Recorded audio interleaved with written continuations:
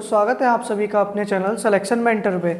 अभी तक हम लोगों ने हिस्ट्री में जैन धर्म तक पढ़ लिया और जैन धर्म के बाद यूपी SSC पेट में अगला टॉपिक है आपका सम्राट अशोक, जो कि मौर्य वंश के टाइम का है।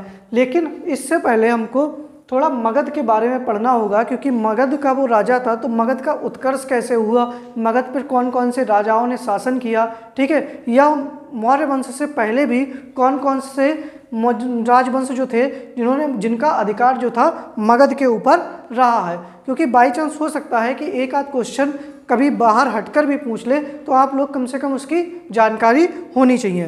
तो ठीक है, सबसे पहले जो मगध है, मगध 16 महाजनपदों में कितने महाजनपद थे? 16 महाजनपद। और 16 महाजनपदों में एक जनपद था मगध और एक जनपद था अवंती। तो मगध एवं अवंती महाजनपद का उत्कर्ष एक साथ हुआ। ठीक है, कैसे हुआ? एक साथ हुआ। मगध और अवंती महाजनपद का उत्कर्ष जो है वो एक साथ हुआ। और इनका उत्कर्ष एक साथ होने के साथ साथ मगध क्यों ज़्यादा इम्पॉर्टेंट हो गया? ठीक है, मगध राज्य जो था वो सबसे ज़्यादा क्यों प्रभावित रहा, क्यों उसने पूरे भारत पर अपना कब्जा जमाया या राज किया? क्योंकि मगध के पास हाथी की उपलब्धता, क्योंकि इनके पास हाथी और लोहा, इन दोनों की उपलब्धता जो थी वो किसके पास थी? मगध और अवंती महाजनपद के पास थी। इसीलिए ये लोग सबसे ज़्यादा मजबूत हो गए। ठीक है, और बौद्ध ग्रंथ जो कि जिसका नाम है अगुंतर निकाय, और जैन ग्रंथ है भगवती सूत्र।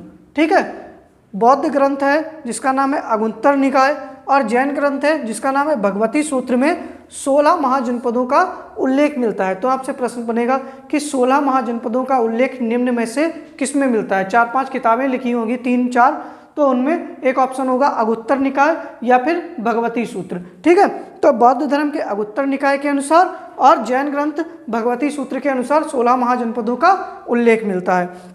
अच्छा, मगध पर सबसे पहले किस वंश के राजाओं ने शासन किया? तो सबसे पहले हर्यक वंश ने शासन किया। किसने? हर्यक वंश के राजाओं ने शासन किया। और हर्यक वंश का जो संस्थापक था उसका नाम क्या था? बिंबिसार था। क्या नाम था? बिंबिसार था। और इसने बिंबिसार ने जो है वो श्रेणिक की उपाधि धारण की थी। किसकी? श्रेणिक की उपाधि किसने धारण की थी? आपके बिंबिसार ने धारण की थी। और बिंबिसार ने अपने राज्य का विस्तार जो था वो इस तरीके से किया था, जो विवाह करके। ठीक है, जैसे वो अपने पड़ोसी राजा जो होते थे, जो ज़्यादा मजबूत होते थे, उनके यहाँ वो अपना विवाह का प्रस्ताव भेजता था और उनसे विवाह करके वो अपने राज्य की सीमा का विस्तार करता चला गया। लेकिन जो अवंती महाजनपद था वो उससे ना तो वो उससे युद्ध में जीत पाया और ना ही उससे वैवाहिक संबंध स्थापित कर पाए। लेकिन इनके दरबार में एक चिकित्सक रहते थे, जीवक। क्या नाम था? जीवक। और जो जीवक थे तो अवंती के राजा जो थे चंड प्रद्योत थे, उनको एक रोग हो गया। तो उस रोग के इलाज के लिए बिंबिसार ने किसको भेजा था? अपने जो चिकित्सक थे जीवक को उनके यहाँ भेजा था। ठीक है, अब क्या हुआ? हर्यक वंश के संस्थापक बिंबिसार थे। बिंबिसार की हत्या करके उसका बेटा अजातशत्रु, ठीक है, बिंबिसार की हत्या करके उसका बेटा अजातशत्रु गद्दी पर बैठता है। ठीक है, और अजातशत्रु जो है इसको कुणिक की उपाधि मिलती है। किसकी? अजातशत्रु को क्या कहा जाता था? कुणिक कहा जाता था। अजातशत्रु को क्या कहा जाता था? कुणिक कहा जाता था। ठीक है, और अजातशत्रु ने अपने पिता की हत्या की थी, इसीलिए हर्यक वंश को एक और नाम दिया जाता है। हर्यक वंश को पितृहंता वंश कहा जाता है। क्या कहा जाता है? पितृहंता वंश, क्योंकि ये अपने पिता की हत्या कर गद्दी पर बैठा था। अच्छा, अजातशत्रु के समय में ही क्या हुई? प्रथम बौद्ध संगीति का आयोजन हुआ। क्या हुआ? प्रथम बौद्ध संगीति का आयोजन किसके शासनकाल में हुआ? अजातशत्रु के शासनकाल में हुआ। और अजातशत्रु ने ही पाटली ग्राम की स्थापना की। पाटली ग्राम की स्थापना किसने की? अजातशत्रु ने, जो आगे चलकर इसका नाम क्या हो गया? बदलकर पाटलिपुत्र हो गया। फिर अजातशत्रु की हत्या उसके पुत्र उदयन ने कर दी। किसने? अजातशत्रु की हत्या उसके पुत्र किसने कर दी? उदयन ने कर दी। ठीक है, और उदयन ने जो ये पाटली ग्राम था इसका नाम बदलकर क्या रख दिया? उदयन ने पाटलिपुत्र कर दिया। क्या रख दिया? पाटलिपुत्र रख दिया। ठीक है, और अपनी राजधानी जो पुरानी अजातशत्रु और बिंबिसार के समय में जो राजगृह थी, राजगृह से बदलकर कहाँ अपनी राजधानी ट्रांसफर कर दी, पाटलिपुत्र में ट्रांसफर कर दी। ठीक है, उदयन ने अपनी राजधानी कहाँ बनाई, पाटलिपुत्र को बनाया। ठीक है, इसके बाद में क्या हुआ, हरेक वंश का अंतिम शासक जो था वो नागदशक था। कौन था अंतिम शासक, कौन था, नागदशक था। और नागदशक की हत्या किसने की, तो नागदशक की हत्या आपके शिशुनाग वंश का जो संस्थापक था शिशुनाग ने की, और उसकी हत्या करके उसने किस वंश की स्थापना की, शिशुनाग वंश की स्थापना की। और शिशुनाग ने अपनी राजधानी जो थी वो राजगृह से कहाँ बना दी, वैशाली ट्रांसफर कर दी। कहाँ कर दी, वैशाली को ट्रांसफर कर दिया। ठीक है, वैशाली को ट्रांसफर करने के बाद में इसने क्या किया, शिशुनाग ने सबसे पहले अवंती को जीता। किसको, जो अवंती महाजनपद था, अवंती को जीतकर कहाँ मिला लिया, अपने मगध में मिला लिया। अवंती को जीतकर कहाँ मिला लिया, मगध में मिला लिया। और शिशुनाग के मृत्यु के बाद गद्दी पर बैठता है कालाशोक, जिसका हमको नाम मिलता है कुछ जगह काकवर्ण। इसने क्या किया, जो राजधानी इसने वैशाली बनाई थी, तो वैशाली से पुनः ट्रांसफर करके इसने कहाँ ले आया, इसने पुनः पाटलिपुत्र को राजधानी बना दिया। और कालाशोक के समय में ही क्या हुई थी, द्वितीय बौद्ध संगति हुई थी। ठीक है, और यह जो था शिशुनाग वंश का सबसे महानतम शासक था। कौन, आपका कालाशोक। ठीक है, शिशुनाग वंश के बाद में आता है अगला वंश नंद वंश। तो नंद वंश का जो संस्थापक था वो महापद्म नंद था। कुछ जगह महानंदिन भी मिलता है, और महानंदिन की हत्या किसने की थी, महापद्म नंद ने की थी। आपसे पूछ लिया जाए कि जो महापद्म नंद था या किस जाति का था, तो यह शूद्र जाति का था। किस जाति का था, शूद्र जाति का था। ठीक है, और इसको किसकी उपाधि मिली थी, एकराट की उपाधि मिली थी। इसने किसकी उपाधि धारण कर रखी थी, एकराट की उपाधि धारण कर ली थी। और इसने सबसे पहले, ठीक है, किसने, आपसे प्रश्न अगर पूछ लिया जाए कि कलिंग के ऊपर सबसे पहले आक्रमण किसने किया था, तो कलिंग के ऊपर सबसे पहले आक्रमण नंद वंश का जो शासक था महापद्म नंद, उसने किया था। क्योंकि कलिंग वंश आपका अशोक से भी संबंधित है, तो हो सकता है आपसे पूछ लिया जाए कि कलिंग के ऊपर सर्वप्रथम आक्रमण किसने किया था, तो महापद्म नंद ने आक्रमण किया था। अच्छा, जो महापद्म नंद था इसने सबसे पहले नहर खुदवाई थी। क्या करवाया था, सबसे पहले नहर खुदाई का कार्य किसने करवाया था, महापद्म नंद ने करवाया था।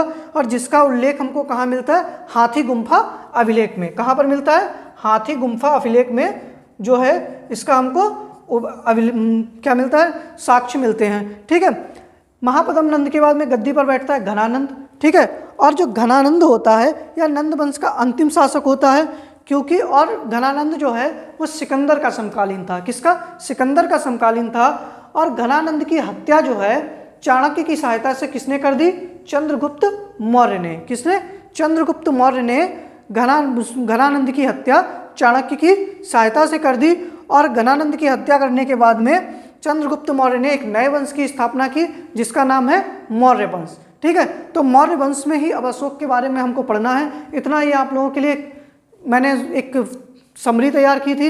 इसके बाद में हम लोग अब आगे पढ़ते हैं मौर्य वंश के बारे में। आप इसका एक स्क्रीनशॉट ले लीजिएगा और कुछ नोट्स बनाते रहिएगा।